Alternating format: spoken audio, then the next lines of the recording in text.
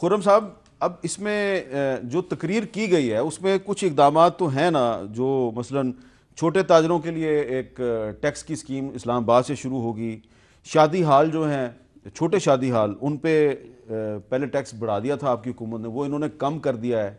ये इकदाम आपके ख्याल में पॉजिटिव नहीं है? इस पे गो न्याजी गो के नारे लगाना जायज़ था?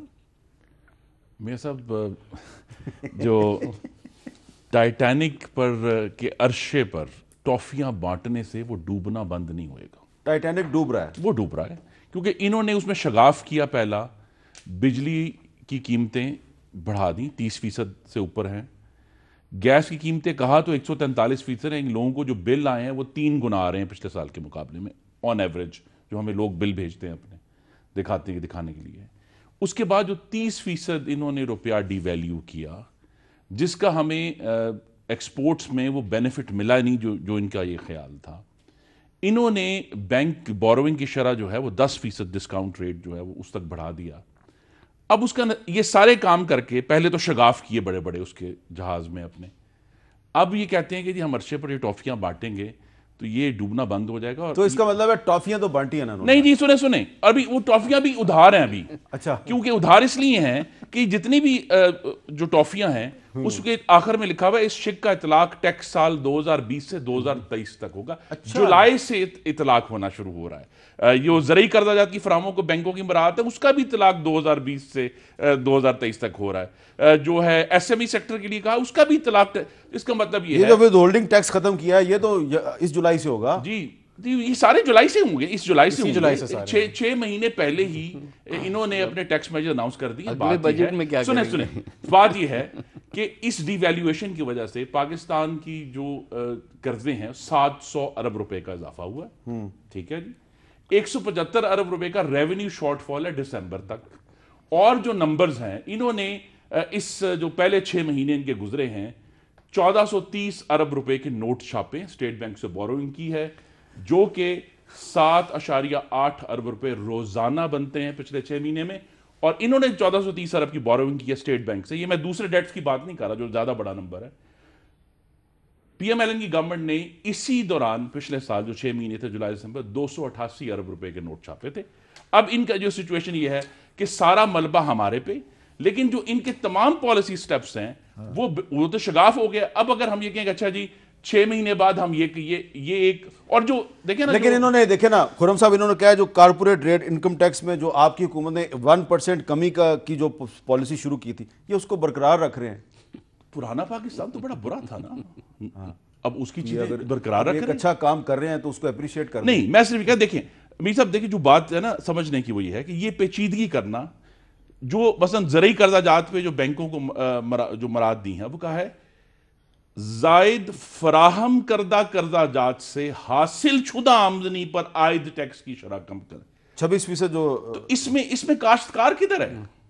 अच्छा जी, ये पूछ काश्तकार तक तो पहुंचने में ये बड़ी अहम देर लग सवाल है जाएगी। जी हमाद साहब। और एक बात, क्योंकि आपका जो प्रोग्राम शायराना होता है, तो जॉन एलिया का शेर है कि अब जुनू की है सरकार कुछ सुना, हैं बंद सारे शहर के बाजार कुछ सुना। पूरा मुल्क के बाजार बंद हैं और ये टॉफियां बांट रहे टाइटैनिक। अच्छा, लेकिन हमाद अदर साहब, ये सारी आप ये बातें भी बताएं, लेकिन मैं एक उससे पहले एक आपसे चीज़ समझना चाह रहा हूँ। ये जो 6% विद होल्डिंग टैक्स था जो डार साहब ने लगाया था, और यहाँ पे बैठ के डार साहब से मैं बड़ी बहस करता था कि ये आप क्यों लगा रहे हैं, वो आज आपने ख़त्म कर दिया। क्यों ख़त्म किया? ये 0.3% विद होल्डिंग टैक्स है जो आप बैंकिंग ट्रांजैक्शंस के ऊपर बात कर रहे हैं। उसकी वजह ये है, पहले तो मैं इनके ज़रा आदादोशुमार दुरुस्त करूँ। इन्होंने कहा जी 288 बिलियन का हमने लिया।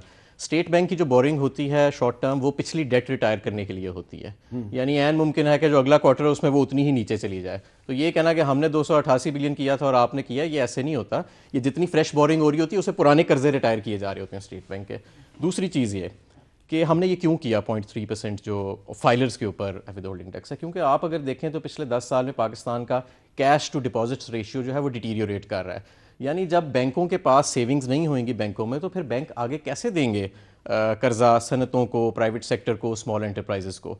तो हमने ये बेसिकली बैंकिंग सिस्टम को इंसेंटिवाइज करने के लिए कि लोग ज़्यादा से ज़्यादा बैंकों का इस्तेमाल करें, क्योंकि लोगों ने बैंकों में रकम रखनी कम कर दी। काम कर दिए। कैश इकोनॉमी जो है उसको फ़रोग मिल रहा था। जब कैश इकोनॉमी को फ़रोग मिलता है तो फिर जाहिर है कि आपके पास बैंकों के पास इतनी रकम नहीं होती कि लेकिन वो आगे असद उमर सनतों को साहब दे ने सकें। 6% बताया, आप 0.3% बता रहे हैं। 0.3% ये वो रकम है जो बैंक के विड्रॉल के ऊपर फाइलर्स से पहले विड्रॉ ठीक है। ऑटोमेटिकली हो जाती तो है। इसको मुकम्मल तौर पे खत्म कर इसको दिया मुकम्मल गया। तौर पे अच्छा, खत्म अब कर वो दिया बताएं जी, वो जो कह रहे हैं कि ज़रई कर्जे के हवाले से जो नहीं, ज़रई कर्जों के हवाले से आपको पता है कि जो पहला अभी डेटा आ रहा है तकरीबन 20% इजाफा हुआ है ज़रई कर्जों में।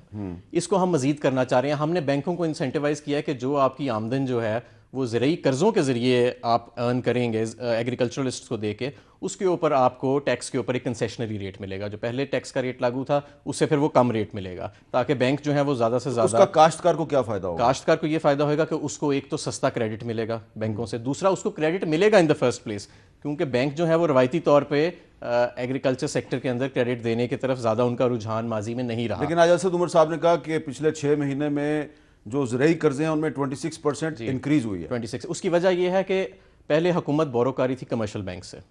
जब कमर्शियल बैंक से हुकूमत बोरो करती है तो जितनी कमर्शियल बैंक्स के लिए हुकूमत को पैसे देना सबसे सेफेस्ट फॉर्म है, क्योंकि वो पैसे वापस भी आ जाते हैं, उन पर रिटर्न भी गारंटीड होता है। हम जो हैं हमने कमर्शियल बैंक से जो बोरोइंग है उसकी शरह को बहुत हमने कम कर दिया, उनकी डेट को रिटायर कर दिया। अब उनके पास पैसे पड़े हैं जो वो सनतों को भी दे रहे हैं। प्राइवेट सेक्टर जो ऑफ टेक है वो दुगने से भी ज़्यादा हो चुका है इसी दौरानिए में, और एग्रीकल्चर जो है उसमें 20% इजाफा हुआ है। हम चाहते हैं कि ये 20% से मजीद बढ़े, क्योंकि बैंकों के पास अब लिक्विडिटी मौजूद है। ठीक है। तो उनको सिर्फ इंसेंटिवाइज करने की ज़रूरत है कि वो ये लिक्विडिटी अब जिम्मेदारों को और एग्रीकल्चर की तरफ आगे लेके जाए। नवीद कमर साहब, काश्तकारों को फ़ायदा है इसमें? आप नहीं एग्री करते? ये वो सारी वो वादा फर्दा वाली बातें हो रही हैं इधर कि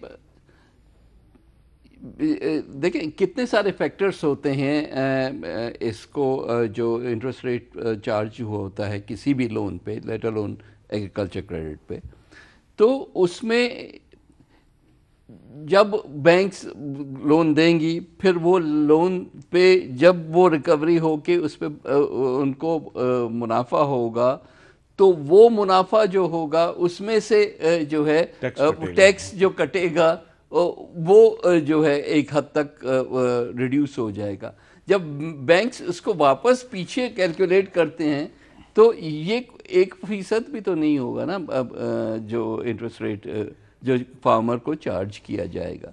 तो गवर्नमेंट बजाय इसके कि कोई डायरेक्ट इंसेंटिव्स देते फार्मर्स को, क्योंकि आपको पता है कि एग्रीकल्चर बैकबोन है। एग्रीकल्चर अनफॉर्चुनेटली पिछले हुकूमत के ज़माने में भी ज़्यादा कोई उसको में ग्रोथ नहीं हुई, और यहाँ भी या तो लैक ऑफ अंडरस्टैंडिंग है कि एग्रीकल्चर भाई आपने जब तक वज़ीर ख़ारजा जो हैं वो ग्रोअर्स के बहुत बड़े लीडर हैं, तो फिर उनको ग्रोअर्स के लीडर को इधर बिठाए ना, उसको उनको आप न्यूयॉर्क भेज के ग्रोअर्स की कौन सी खिदमत कर रहे हैं।